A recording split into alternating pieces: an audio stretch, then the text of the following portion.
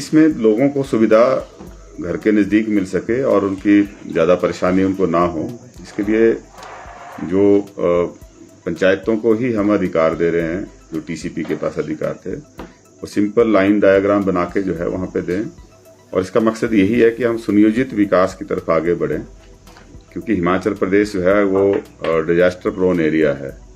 बीच बीच में natural disasters आते रहते हैं, लगभग हर साल ही हमें आपदाओं का सामना करना पड़ता है, जिसमें जान माल की भारी नुकसान जो है वो होता है।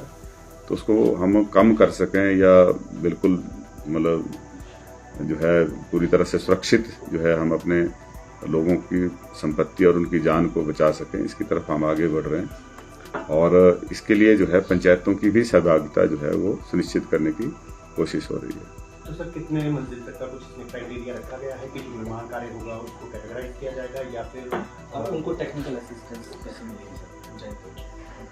टेक्निकल असिस्टेंट, वहाँ टेक्निकल असिस्टेंट हैं। अभी ये इनिशियल स्टेज है। जो बड़े स्ट्रक्चर हैं उसको ऑलरेडी पूरे प्रदेश के अंदर जो है नोटिफाई कर दिया है कि वो डायरेक्टली टीसीपी के पास आएंगे। 600 स्क्वायर मीटर से ऊपर की जितनी भी कंस्ट्रक्शन होगी, बिल्टअप एरिया होगा, वो तो टीसीपी ही देखेगा। और अगर कोई 1000 स्क्वायर मीटर का प्लॉट खरीदता है, इसमें जो जिनके पास पैतृक संपत्ति है उनको एग्जम्प्ट किया है, लेकिन जो अगर कोई नई परचेज होती है जिसमें प्लॉट एरिया जो है 1000 स्क्वायर मीटर या उससे ज़्यादा है, वो भी टीसीपी के दायरे में आएंगे। और जिनके पास एंसेस्ट्रल प्रॉपर्टी है उसमें भी अगर 1000 स्क्वायर मीटर से ज़्यादा का एरिया जो है वो कंस्ट्रक्शन में लाते हैं, तो वो भी टीसीपी का गाइडलाइन जो हमको फॉलो करनी पड़ेगी।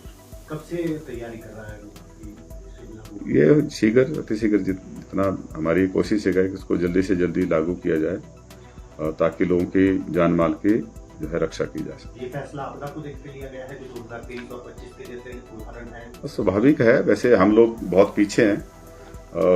पिछले दिनों में लंदन गया था तो वहाँ देखा मैं एक रीजेंट स्ट्रीट है, उनका अलग एक्ट है, रीजेंट स्ट्रीट एक्ट 1813 1813 का। एक पर्टिकुलरली एक स्ट्रीट को रेगुलेट करने के लिए, वहाँ पे कंस्ट्रक्शन रेगुलेट हो सके, उसको स्ट्रक्चरली सेफ बनाया जा सके और हर तरह की सुविधाएं जो है सुनिश्चित की जाए, तो 1813 में उन्होंने बना दिया। तो हम पीछे हैं बहुत, और इसकी वजह से हमें बहुत ज़्यादा जो है वो आज तक नुकसान झेलना पड़ा है। उस नुकसान को कैसे कम करना है, इसकी तरफ एक कदम उठाए गए। सर, जयराम जी ने कल बात कही है कि जो जीएसटी अब लागू होना है, नए जो दरें लागू होनी है, उससे फायदा होगा सभी को ही और महंगाई कम होगी, और आपका क्या मानना है? निश्चित तौर पे जीएसटी के जो सुधार हैं, जीएसटी जो स्ट्रक्चरल रेगुलेशन की है, इसमें लोगों को फायदा मिलेगा। लेकिन कांग्रेस पार्टी और हमारे नेता राहुल गांधी जी इसको शुरू से इसका विरोध कर रहे थे। वो तो इसको गब्बर सिंह टैक्स बोलते थे कि इस गब्बर सिंह टैक्स को जो है वो इसका सरलीकरण किया जाए, इसके स्लैब्स कम किए जाएं, और अगर उसका भाजपा आज की डेट में श्रेय लेने की कोशिश करती है तो जो एक्स्ट्रा लोगों का शोषण किया है उसके लिए वो माफ़ी भी मांगे। तो दोनों चीज़ें नहीं हो सकती कि आप 17 से 25 तक जो है वो विपक्ष की मांग को पूरी तरह से अनसुना करते रहे, और अब जो है उसका श्रेय लेने के लिए जो है पूरा प्रचार तंत्र जो है अपने उस पर लगा रखा है। तो अगर आप श्रेय लेते हैं तो उसकी जिम्मेवारी भी लो, जो आपने हायर टैक्स की वजह से लोगों का शोषण किया है।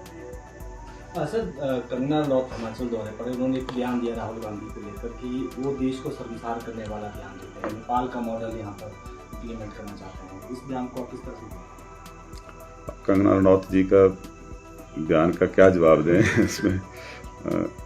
उनको शायद जो है इसीलिए भाजपा और आरएसएस के जो लोग हैं उनको उनसे जो है अपनी बात करवाते हैं, है ना। इससे ज़्यादा मैं कुछ नहीं बोलना चाहूँगा। बाकी गांधी परिवार जो है वो